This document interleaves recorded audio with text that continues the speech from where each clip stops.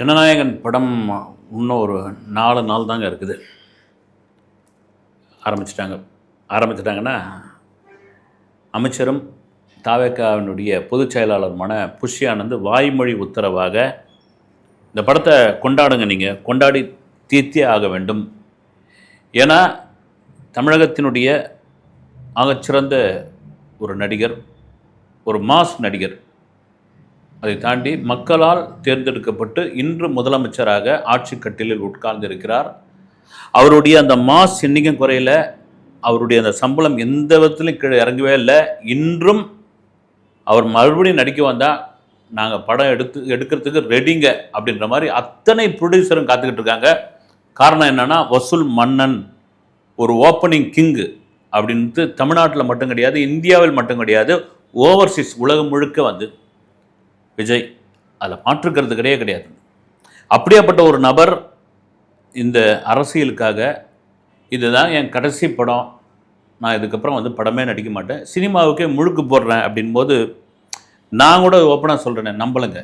இது தேர்தலுக்கு முன்னாடி வரைக்கும் நானே கொஞ்சம் டவுட் இருந்தது. பல பேர் சுத்தமாகவே நம்பலை. வந்து விஜய்லாம் சும்மா நாடகம் மாறுறாருங்க. வந்து ஏங்க 240 கோடி ரூபாய் சம்பளம் சொல்லையா பலாப்பழம் மாதிரி தூக்கி ஒருத்தன் கொடுக்குறான். வந்து அவர் என்னதான் வந்து லட்சாதிபதியா, கோட்டீஸ்வரரா, மில்லியனரா என்னதான் இருந்தால் கூட பணத்துக்கு ஆசைப்படாதோ எவன் சாமி.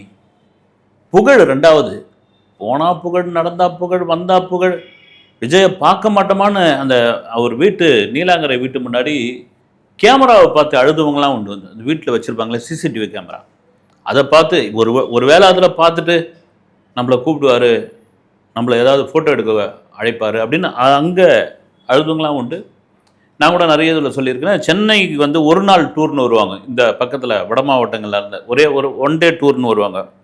அப்போ Valluvar Kottam, Marina beach, children's park, 1 2 3 இடங்கள்லாம், காந்தி மண்டபம், இதெல்லாம் லிஸ்ட், கோல்டன் பீச்சு, இதெல்லாம் லிஸ்ட்டில் இருக்கும்பொழுது அதில் ஆட் ஆன இன்னொரு லிஸ்ட் என்னென்னா, விஜய் அவர்களுடைய வீடு, நீலாங்கரை வீடு.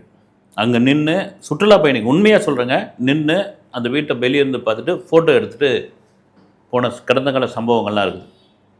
அப்படியாப்பட்ட ஒரு உச்சநிலையில் உள்ள ஒரு நடிகர் தாவேக்கான ஒரு கட்சி ஆரம்பித்த பிறகு இதாங்க அவர் வந்து எம்எல்ஏவா அல்லது முதலமைச்சரா, அரசியலில் தேர்வாரா, தேரமாட்டாரா, நான் சொல்கிறத அந்த கட்சி ஜெயிக்குமா, 1.5% வாக்கு வாங்குமா, 10% வாக்கு வாங்குமா, 40% வாக்கு வாங்குமா, எதுவுமே தெரியாது.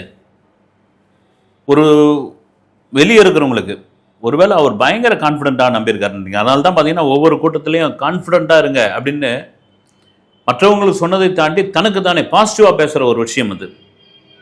அப்படி எதுவுமே தெரியாமல் பிளாங்காக இருக்கிற ஒரு நேரத்தில் இதான் சாமி என் கடைசி படம், இதுக்கப்புறம் நான் நடிக்க மாட்டேன் அப்படின்னு சொல்லும்போது யாருக்குமே, இண்டஸ்ட்ரியிலே நிறைய பேருக்குலாம் சும்மாங்க ஏங்க இருந்தாங்க. வந்து அவர் ரகசியமாக கதை கேட்குறாருங்க, அவர் மகாபலிபுரத்தில் கதை கேட்குறாருங்க, அவர் வந்து நாக்பூரில் கதை கேட்குறாருங்க, ஆளாளுக்கு அடிச்சு விட்டுக்கிட்டு இருந்தாங்க. இன்னும் சில பேர்லாம் வந்து என்னென்ன ப்ரொடக்ஷன் நிறுவனத்தில் அவர் சைன் பண்ணியிருக்காருன்ற ரேஞ்செல்லாம் பேச ஆரம்பித்தாங்க. எந்தெந்த டைரக்டர்லாம் வந்து அவர் ஓகே பண்ணி வச்சுருக்காங்க கதையை. அப்புறமா பார்த்தீங்கன்னா நவம்பர் மாதம் ஷூட்டிங் போக போகிறாங்க, ஜனவரி மாதம் ஒரு படம் ரிலீஸ் ஆக போகுது அடுத்த வருஷம். யாருமே அப்போ வந்து விஜய் சிஎம் ஆவார்னு நினைக்கவே இல்லை. அவங்க எல்லாம் என்னன்னா, அவர் நடிக்க தான் போகிறாருங்க. இன்னும் ஒரு படி என்னன்னா, ஏங்க அவர் 240 கோடி ரூபாயை ஒரு படத்துக்கு, வருஷத்துக்கு 4 படம்னு வச்சுங்களேன், 1000 கோடி விட்டுட்டு வராரு அப்படின்னா, இங்கே அரசியலில் ஒரு 10,000 கோடியை அடிக்கிறதுக்காக வராருங்க அவர், இல்லை ஒரு 15,000 கோடியை திருடுறதுக்காக வராருங்க. இப்படிலாம் வாய்க்கு வந்து எப்படிலாம் பேசுனாங்க. இதில் ரொம்ப முக்கியமான ஒரு விஷயம், ஜனநாயகன் படம் அந்த படத்தின் மீதான ஒரு ஈர்ப்பை கொண்டு வருவதற்காக, அந்த படத்தின் மீதான ஒரு பிஸ்னஸை கொண்டு வருவதற்காக, அந்த படத்தின் மீதான ஒரு ஐப்பை கொண்டு வருவதற்காக, அந்த படத்தின் மீதான ஒரு வசூலை ஏற்படுத்துவதற்காக விஜய் இது மாதிரியான ஒரு பொய்யை சொல்லியிருக்காரு. 69வது படம் அவருடைய கடைசி படம் கிடையாது அப்படி திட்டவட்டமாக பல பேர் மறுத்தாங்க. அதில் உறுதியாக இதான் கடைசி படம். ஏன்னா ஜனவரி 9ஆம் தேதி வர வேண்டிய ஒரு படத்தை அவ்வளோ தூரம் இழுத்து அரசியல் காரணங்களுக்காக சுத்தல்ல விட்டு இப்போ ஜூலையில் வருதுன்னா, உண்மையிலே விஜயோடைய செல்வாக்கு இருந்திருந்து விஜய சொல்கிறேன், என் படத்தை சூழ்ச்சி பண்ணுறீங்களடா, ரைட்டு, ஈசிஆர் ரோட்டில் நான் நடு ரோட்டில் உட்காடுறேன், சரி, சட்டம் ஒழுங்கு பிரச்சனை வந்தால் கூட சரி, என்னை அரெஸ்ட் பண்ணால் கூட நீ சரி, நான் உட்காடுறேன், அப்படின்னு பண்ணியிருந்தால் அது பெரிய பிரச்சனையாக மாறி இருக்கும். இந்திய அளவில் மிகப்பெரிய பிரச்சனையாக மாறி இருக்கும். இது நல்லாவே தெரியுது. என்னுடைய அரசியல் சூழ்ச்சி, என்னுடைய அரசியல் வருகைக்காக நடக்கிற சூழ்ச்சி இது. வரட்டும். இந்த பொறுமை தாங்க ரொம்ப முக்கியம் வாழ்க்கையில். வரட்டும். அது கூட சில பேர் விமர்சனம் பண்ணியிருந்தாங்க. இல்லை, விஜய் அவராக பணம் போட்டிருக்காரு, கேவிஎன் நிறுவனம் தானே போட்டிருக்காங்க. இவர் பார்த்தீங்கன்னா அப்படியே சப்புன்னு கிடக்கிறாரு. இவர் பணமாக இருந்தால் கொந்தளிச்சிருப்பார். இவருக்கு என்ன வந்தது? சம்பளத்தை வாங்கின்னு போயிட்டாரு, எடுத்தவன் தானே மாட்டிக்கிட்டான், அப்படிலாம் விமர்சனம் இருந்தது. இது சொல்கிறதுக்கான காரணம் என்னென்னா, நிஜமாகவே இது தவேகாவினுடைய தலைவர், தமிழகத்தினுடைய முதலமைச்சர் விஜயோடைய கடைசி படம் அப்படின்னு முடிவானதுக்கான காரணம் என்னென்னா, அமைச்சர் புஷ்ய ஆனந்த் கொடுத்த அந்த உத்தரவு 23ஆம் தேதி தெரிக்கிற மாதிரி இருக்கணும், ஒரு திருவிழா மாதிரி கொண்டாடுங்க. குறிப்பாக ஒரு பிரியா விடை சினிமாவில் நம்ம தலைவருக்கு, நம்ம முதல்வருக்கு ஒரு பிரியா விடை நீங்கள் கொடுக்கணும். ஆட்டம் பாட்டம் கொண்டாட்டம் பாட்டு, அதே வேளையில் பொதுமக்களுக்கு இடையூறு இல்லாமல் இருக்க வேண்டும். ஒவ்வொரு படம் இதுக்கு முன்னாடி ரிலீஸ் ஆனப்போ விஜய் ரசிகர்லாம் நம்ம பார்த்துருக்கோமே, தியேட்டர் திருவிழாவாக ஆக்கிடுவாங்க. இப்போ சொல்லவே தேவையில்ல, ஒரு அமைச்சரே கட்சியினுடைய பொதுச் செயலாளர் சொல்லிட்டார். அப்படியே அவரை ரீவைண்ட் பண்ணி பாருங்க. விஜய் என்கின்ற ஒரு நடிகர் இந்த அளவுக்கு உச்சம் பெற்றதற்கு அவருடைய தந்தை ஒரு காரணமாக, எஸ்எஸ்சி ஒரு மிக முக்கிய காரணமாக இருந்தாலும், ஒரு நற்பணிக்கு இயக்கத்தினுடைய தான் கையில் எடுத்த ஆனந்த், புஷ்ய ஆனந்த். அப்போ என்ன விமர்சனம் அவர் மேலே பாண்டிச்சேரி அரசியல்வாதி விஜய் ஆட்கொண்டு இருக்கிறார், பாண்டிச்சேரி அரசியல்வாதியுடைய கண்ட்ரோலில் விஜய் மாட்டிக்கிட்டு இருக்காரு அப்படின்னு. ஆனால் முழுமையாக நம்பினார் விஜய், முழுமையாக நம்பினார்.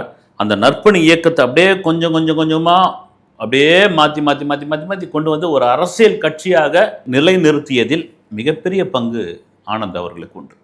அதை நாம் பார்த்துருக்குறோம். அவ்வளோ விமர்சனங்களையும், அவ்வளோ கேலிகளையும், அவ்வளோ கிண்டல்களையும் இட்டுக்குன்னு அங்கே இழுத்துன்னு இங்கே இழுத்துன்னு டே தம்பிங்களா இறங்குங்கடா, நல்ல ஃபீல்டு ஒர்க்கருங்க.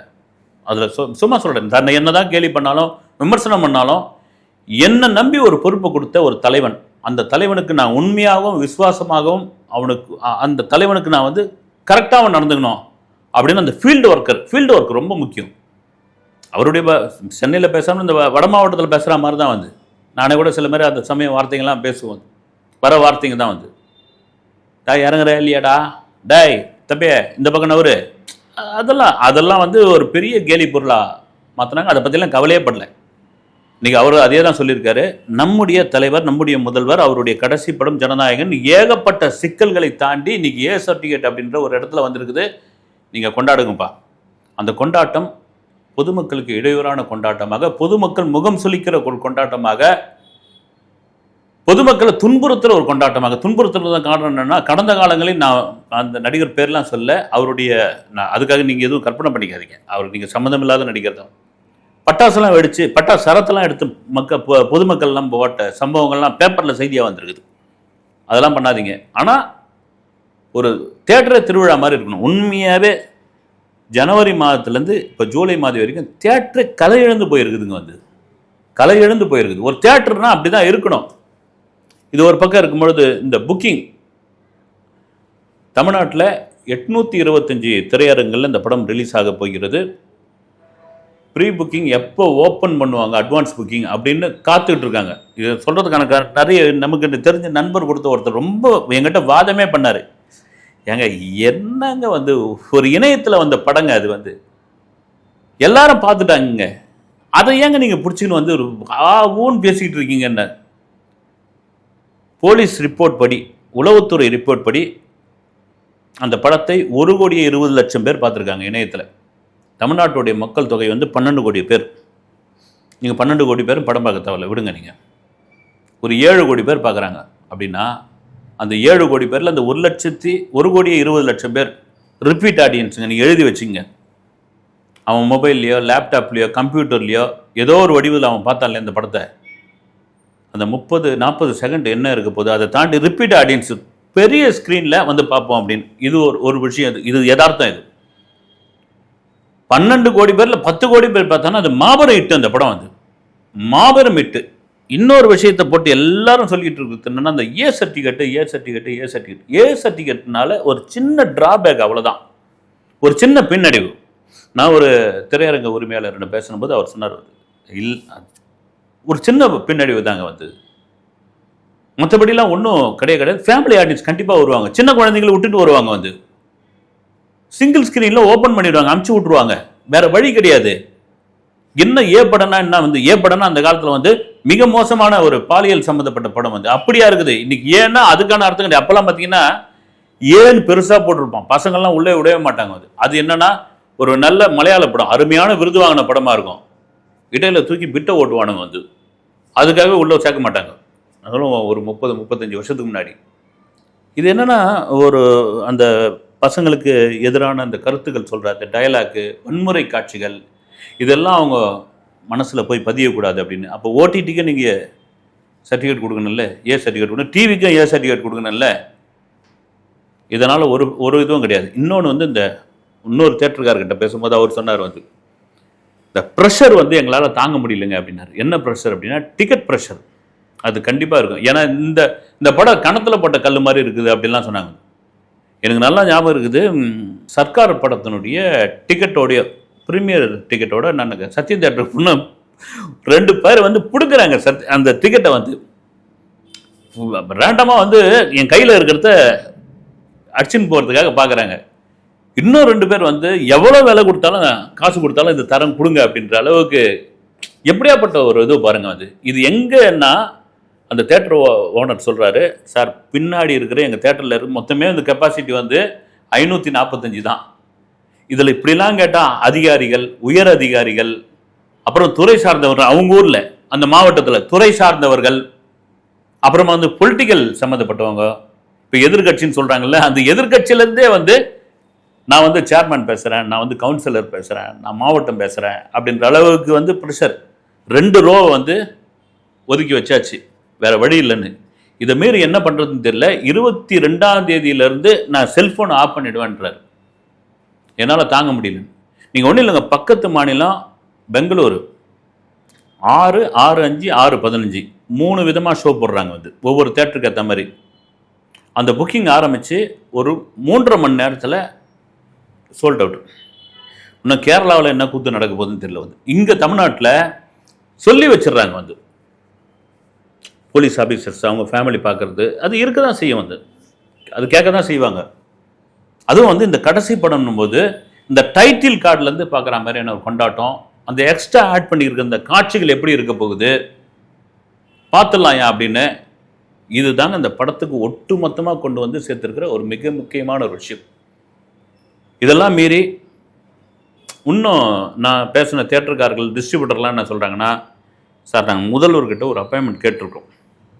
முதல்வர்கிட்ட நாங்கள் கேட்டிருக்கோம் என்னென்னா, வருஷத்துக்கு ஒரு படம் நீங்கள் தமிழகத்தை ஆட்சி பண்ணுங்கள், சிறப்பான ஆட்சி பண்ணுங்கள், நீங்கள் வந்து சட்டம் ஒழுங்கு பிரச்சனையை வந்து கையில் எடுங்க, ஊழல் இல்லாத ஒரு விஷயத்தை இது பண்ணுங்கள், என்ன வேணாலும் பண்ணுங்கள் சார். நீங்கள் ஒதுக்கி நீங்கள் மனசு வச்சிங்கன்னா 15 நாளில்.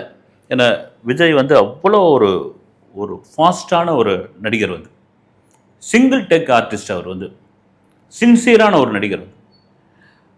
ஷூட் வந்து 8 மணிக்கு அப்படின்னா 7 மணிக்கெலாம் செட்டில் வித் மேக்கப்போடு உட்காந்துட்டு இருப்பார், கொடையை பிடிச்சிட்டு அவரே. அது காரணம் என்னென்னா 15 நாளில் வச்சு ஒரு படத்தை முடிக்கலாங்க மனசு வச்சா.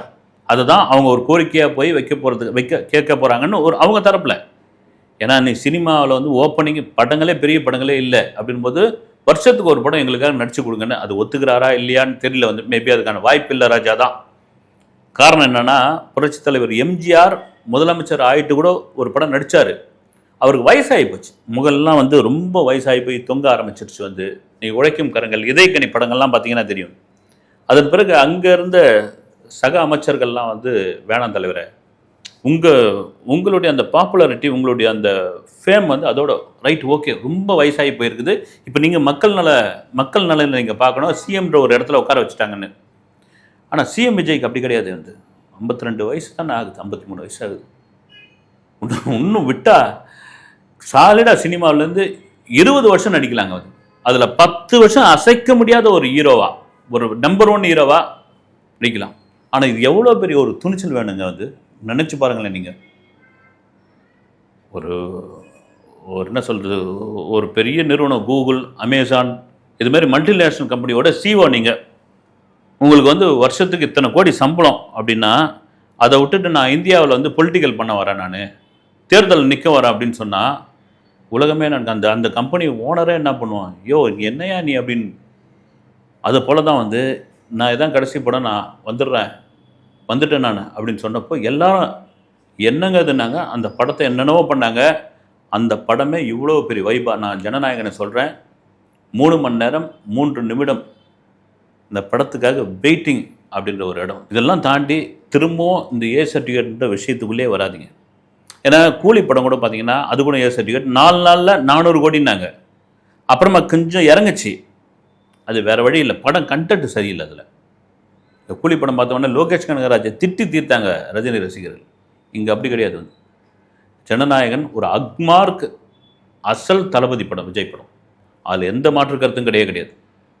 இப்போ என்னென்னா தியேட்டருக்காரங்க டிஸ்ட்ரிபியூட்டருங்க ஓவர்சீஸில் அடே அப்பா, நீங்கள் இலங்கைக்கெல்லாம் எத்தனை பேர் கிளம்ப போகிறாங்கன்னு தெரியல. எனக்கு தெரிஞ்ச இலங்கையில் 5 மணிக்குன்னு நினைக்கிறேன் ஷோ, விடியற் காலம். துபாயிலையும் 5 மணிக்கு ஃப்ளைட்டை பிடிச்சி முன்னாடியே கிளம்பி ஓடினோம். அது இலங்கையின் ரொம்ப பக்கம் நமக்கு வந்து போயிடுவாங்க.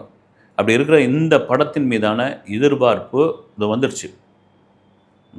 செவ்வாய் புதன் விழா இன்னும் ஒரு 2-3 நாள் தான் இருக்குது. இந்த பக்கம் பாருங்கள், ஆந்திரா பக்கம் திருப்பதி, நகரி, புத்தூர், புத்துக்கோட்டை, இப்படி ஒரு குரூப் கிளம்ப ஆரம்பிச்சிருவாங்க. ஃபேன்ஸே கிளம்ப ஆரம்பிச்சிருவாங்க. 6 மணி ஷோ அப்படி. திரும்பவும் சொல்கிறேன், தமிழ்நாட்டில் 9 மணி காட்சி தான், ஸ்பெஷல் ஷோ கிடையாது. மீறி ஸ்பெஷல் ஷோ கொடுத்தா அடுத்து வரப்போகிற அசம்பிளியில் இதை ஒரு எதிர்கட்சிகள் இது ஒரு பிரச்சனையாக எடுத்து உங்கள் படம் ஒன்னே வெடிகாலம் காட்சி கொடுத்துட்டீங்களா அப்படின்ற ஒரு தேவையில்லாத ஒரு விவாதத்தை கொண்டு வருவார்களுக்கு என் படத்தை எப்படியா இருந்தாலும் பார்ப்பாங்க. இது ஒரு தீபாவளி, இது ஒரு பொங்கல் அப்படின்னு சிஎம் விஜய் முடிவு பண்ணிட்டாரு. உங்களைப் போலவே ஜனநாயகன் அந்த ஃபர்ஸ்ட் ஷோ பார்ப்பதில் நானும் மிகப்பெரிய ஆவலுடன் காத்துக்கொண்டிருக்கிறேன். அதுவும் விமர்சனத்தோட அடுத்த வீடியோவில் சந்திக்கிறேன். நன்றி.